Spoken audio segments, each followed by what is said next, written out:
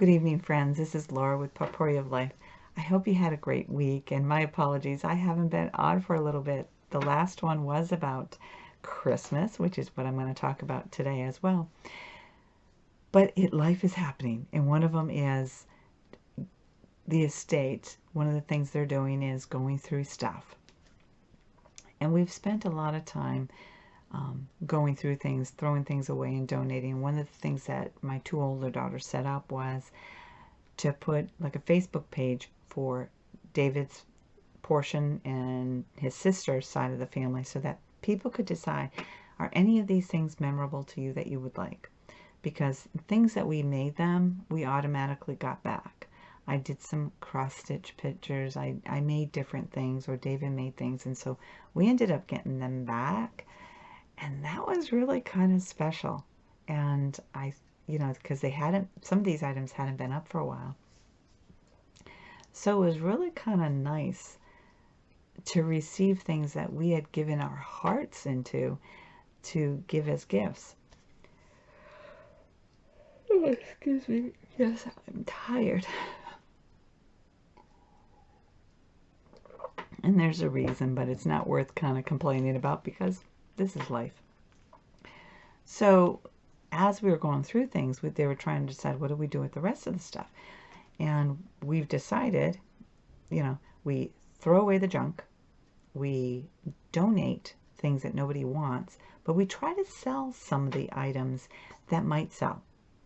And so as they got to the point where everything was divided, there was still a bunch of stuff. So what I did was I went through all the pictures and I just said, okay, donate trash. And nobody really cared because nobody wanted any of this stuff. So I said, there was donate, trash, repurpose, because I do a lot of repurposing of stuff. And there was trash, donate, repurpose, and sell.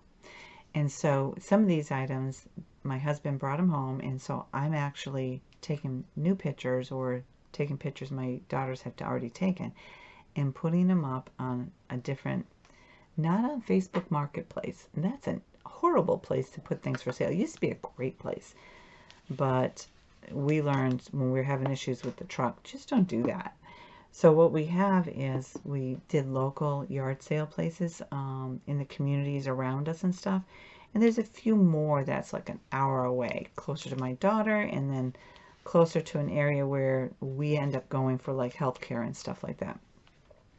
But we haven't put them on those sites yet because I'm getting some activity from this other stuff. But one of the things that came home, anybody recognize this? This is not today's Elf on a Shelf at all. This is a pixie from the 60s. And I didn't make that up. These pixies were originally designed in Japan in 1950 and into the 60s. And so what happened was they started being mass produced for as a promotional item on laundry detergent, dish detergent, anything that somebody wanted them to buy their product, they would put a little gift like this on there. So this was kind of cool. Not like the cheap stuff everybody gives away for free nowadays. These things people put on their trees, or they put on their mantles or on their pianos or wherever they decided to decorate with these little elves. Because actually these are kind of nice. I find them creepy, but they are kind of nice. And I remember this sitting up on the Christmas tree and I'm like, he's looking at me. I just didn't like him. I mean, I look at him now and he is, I mean, if you, let me see if I can get him on. He doesn't stay still, but he's kind of cute. His only flaw is he's got a little tear on his thigh there. So I decided that I wasn't going to repair him because he is up for sale. And I did note that he has this little tear. But how it happened, I don't know. This one came from David's mom's house and his dad's house. They had this put away with their Christmas decorations, and I don't think there's any more. But they had them, and nobody in the family wanted it. So I said, don't throw that away. They said, Mom, it's a piece of junk. I said, no. I said, these are quite popular, and he's actually in great condition. The ones that are being sold today are actually cheap plastic. And this little guy His face is plastic, but it's not chintzy plastic. It's actually a better quality plastic. And he's jointed. He has a little bell on his cap. And of course he has those little elf ears. And he's just kind of funky. But I wanted to share something because somebody said on the page that I put up there to put him up for sale. She goes, those aren't vintage. They've been around since 2005. And so I had to tell her, I said, actually, they've been around a lot longer, from the 1960s. I said, because I remember as a child, I was about 6 years old, and I remember these. And they came in, I had to explain to them how they came about, but they came in like red costumes, green costumes, striped, green and white striped, and various, and some of them had different characters. So they had a variety of characters back then too, if you were fortunate to collect them all. They were a Christmas item where for a few years they came out with dish detergent, like I said. So what happened was there was original stories that are now being published. These stories were created in the 1960s by Flora, F-L-O-R-A Johnson. And then, although Christmas elves were made in occupied Japan since the late 50s, many of these elves are referred today as knee huggers. But we called them pixies. They called them pixies in 1950, but they ended up being knee huggers because they would just sit on a shelf. Aren't they adorable and creepy? I know I keep saying they're creepy, but a lot of people love these things. They're a collectible item. So the original story involved a little elf called Christopher Poppikins who visited her children during the holiday season. Year after year, the elf returned. In November 1983, Flora received a call from her very excited grandson. The elf had just popped in to his house. That was when Flora decided to share her own elf tradition with the rest of the world. So she must have made up these stories as she was raising her own children. In 1984, Flora Johnson, 59, began writing a story about a little elf who visits children during the holidays. In 2004 and 5, the books became popular. So, and I shared this on that Facebook group because I was like, no, these have been around. But people in a younger generation don't know that. My kids probably didn't know that these were in existence prior. They probably, when they found them, they said, what is that? But people today, these are a collectible item. I hope, and then I said, I hope that explains it. And other people in that yard sale group are like, I never knew that. So it was actually, you think you're just trying to sell stuff, where in fact I was able to share a little bit about what these little critters are. And a lot of people find them creepy, you know, because people, I find it creepy what people do, and I didn't know this was a thing until a couple of years ago, is they take them and they move them about at night. And you know, to each its own, and this is kind of like a fun thing that they do. It's just, it's not my cup of tea, but you know, hey, if that's what people like, then that's okay. So I decided that I would put it up there. And somebody commented, you know, because they were kind of saying, oh, this isn't antique, this isn't, I said vintage. And this other woman said, I personally find them creepy, but these are actually better quality, even with this little tear, than the ones that they sell today. And so, because I don't buy these and I'm not in the stores very much, I decided to go online and say, okay, what are these elves on the shelf going for? And I looked, I'm like, this guy is much cuter. Don't be shy. He's much cuter. Sorry, I had to step away from it because I heard a loud noise outside, and I hear things, and it could have been at the park, and I still hear it. I'm just kind of, that's where my sound sensitivity is. I can hear tons of stuff. So anyways, one of the conversations that I was having with one of the gentlemen on this forum is that, you know, because I mentioned, I said, it's really kind of interesting because as these are coming out for us to kind of going through some of the things from the family, it just reminded me of simpler times. And I said, it reminds me of when I got my thumbelina. And so I kind of said, oh, I wonder if I could, because I had to put her away. And so yes, I still have a thumbelina, and she still moves, which to some people might be creepy. I wanted to show you something, same time era, because I got her when I was about 6 years old, so 1966. But look at the eyes. I think that's just, they're very similar, where they look off to the sides. And I thought, that's really kind of interesting. She still moves. She was never a crybaby. She was never a, she never drank fluids. So we kept things dry. But she still, I'll turn this on down here. So she still moves, and my husband thinks this is creepy. When I was a little girl and I received my thumbelina, I was like, I was not creeped out. It was like, she's moving, because that's what you see when you see a baby. Although I think babies move a little bit more than this. And, but I mean, she's still in great shape. She has no tears or anything like. She has original diapers, and I made this dress for her.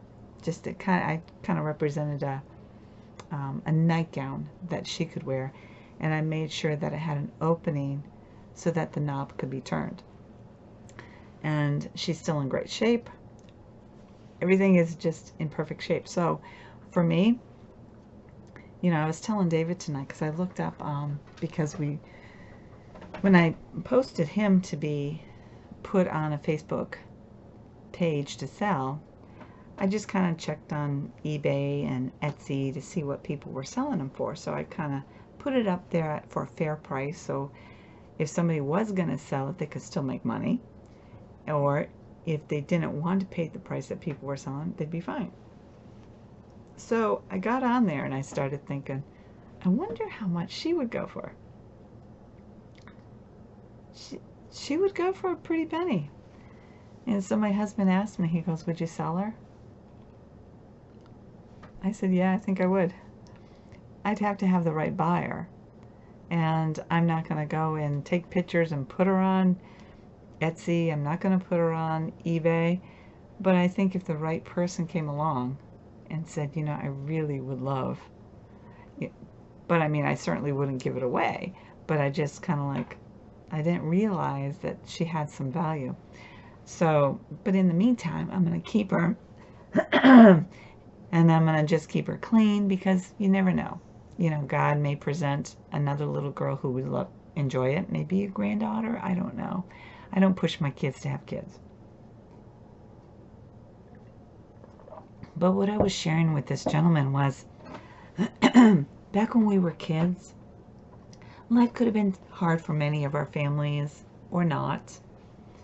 But one of the things that these two items bring back are simpler times, when it wasn't about all the stuff. When I was a little girl, I got to have one special present. One. My grandmother might, you know, knowing that I'd get a thumbelina, she might make an outfit. When I got my Barbie dolls, and I only got one Barbie doll. Nowadays, we might give our kids a couple of Barbie. I did that. I gave my kids more than one when they asked for Barbie dolls. And I think back and it's like, I should have done that. And so I've also gotten, when my kids were little, I would buy them too much. But I didn't think it was that bad, because I would buy them things that they would work with and stuff like that. So I don't know. I'm not going to say I was great, you know, because we all try to rationalize and say, oh, it wasn't that bad. As I've gotten older, I don't splurge for everybody. I try to buy something or make something, or David and I make something together that they will treasure, that they will keep. And that's how, or they'll use. It's either a consumable or an item that they would like for their home. And that's how we do gifts. So we try to keep things simple even today. But something's gone wrong in our world, because it used to be simpler. You gave your wish. There was no guarantee that you would get that item. And so you were lucky. And so when I finally, and I don't think I got the thumbelina the first year I wanted her. I don't think so. I don't know what I got the other years, but I do remember getting this. And when I got up that morning and I went out there, that was a good Christmas morning. And I played with her for such a long time. So, folks, I just wanted to come on and share a little bit about how Christmas doesn't have to be extraordinary in terms of big, flashy lights or lots and lots of stuff. Christmas can be simple.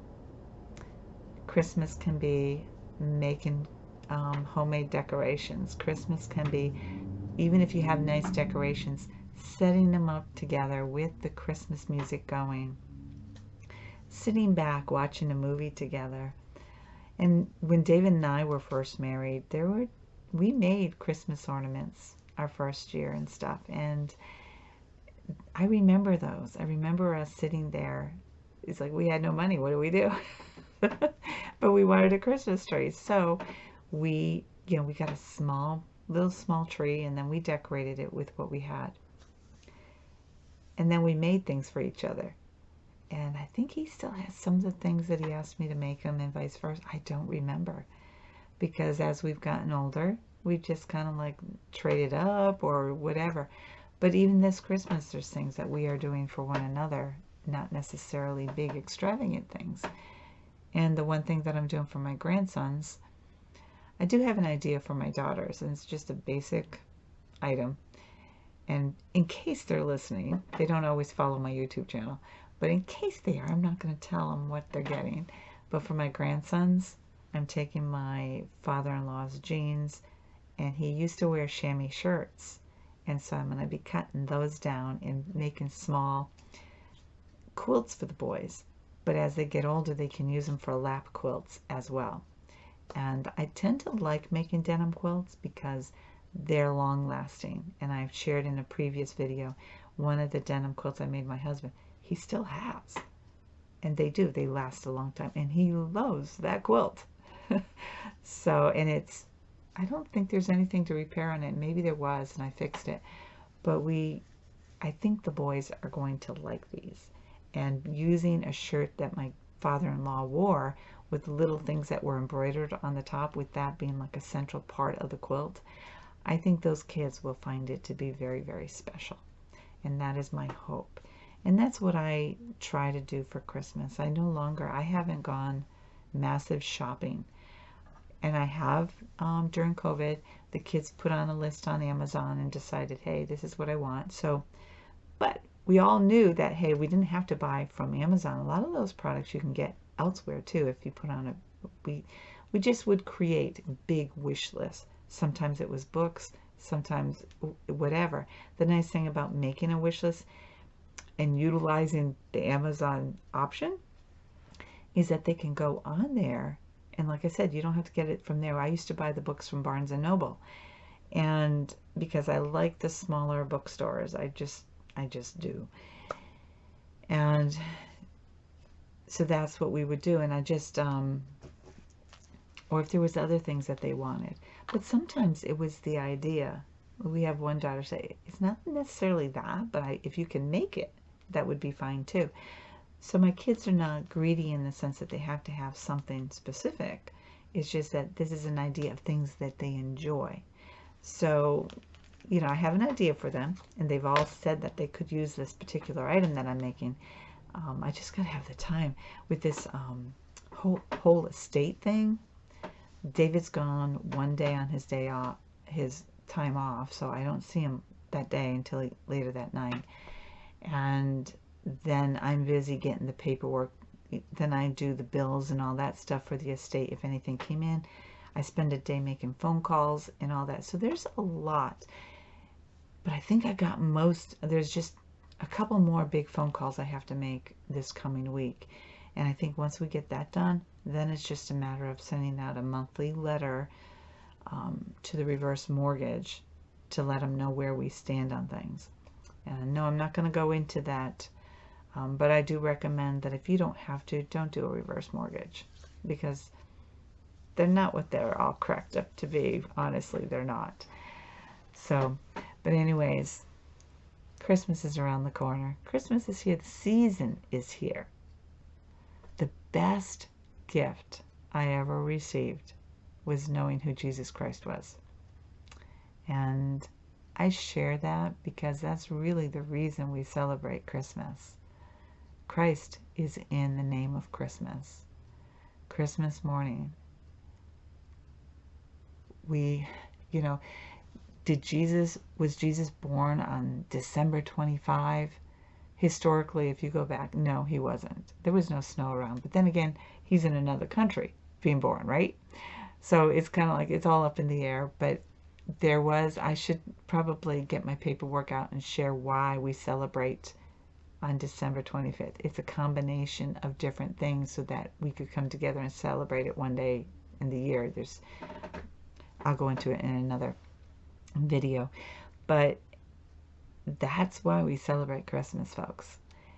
And I know that a lot of people don't value the Christian values of Christmas, and that's okay. I'm not here to judge you. But Christmas to me is magic. And no, Christianity is not magic.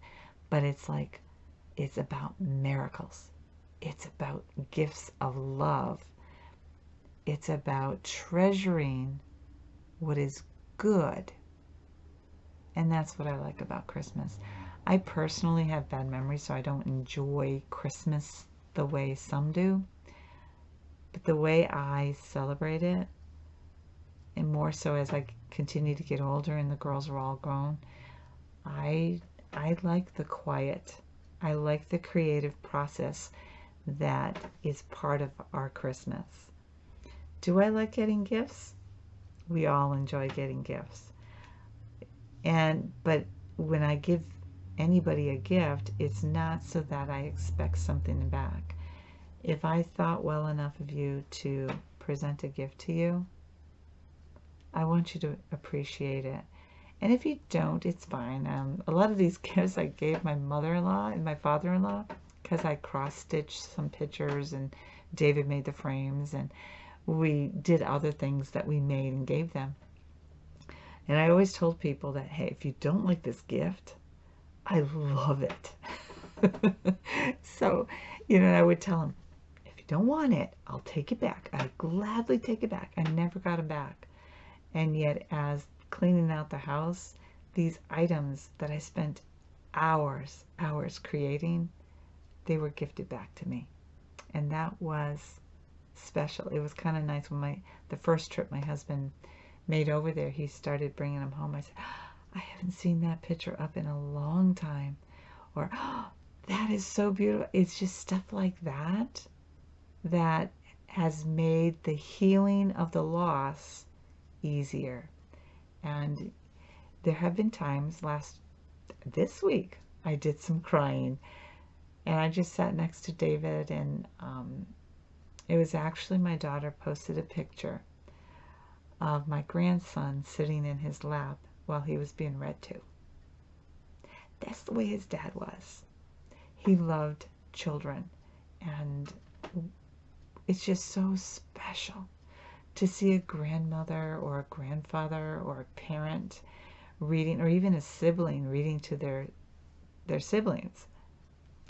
Reading to a child, letting them cuddle up into your lap is a gift. It's a special gift, and you have an opportunity to teach your children that reading is important. Simple things are important. That one special gift that they want. Or decorating with some fun decorations. And even if I might consider this creepy, other people might not. So take that time to enjoy this whole holiday season. And remember, Christmas is a gift of love. And as you begin, or maybe you already have, just keep that in mind as you enter this season. So I could go on. That's what I love about Christmas. I don't like the hustle and bustle, as I shared in my last video. I don't like it at all. But when I sit back and remember some good things, or if I'm sitting back and I'm hand sewing something or cross stitching, crocheting, whatever it is that I'm making, that's what I treasure. And so when I'm done creating and I gift it, that's my Christmas gift. And that's what I hope many of you might start to think about, is not what can you get out of Christmas? We already got the ultimate gift through Christ. What can you gift to another person? And not just your spouse or your partner or your children. What can you give to somebody that you don't know? Or maybe you do know that doesn't expect anything. Think about that. Make Christmas special. And don't go publicize it all over on Facebook. If you do something for somebody special, or you want to do something special for somebody, a real gift is a gift that you just give without expectation, without personal glorification. We don't need that. Because God knows your heart, and He'll see the sparkle of the other person, and He'll know that your heart has been filled. Keep it simple, folks, and just fill the hearts of others as well as yourself during this holiday season. God bless you and have a great weekend.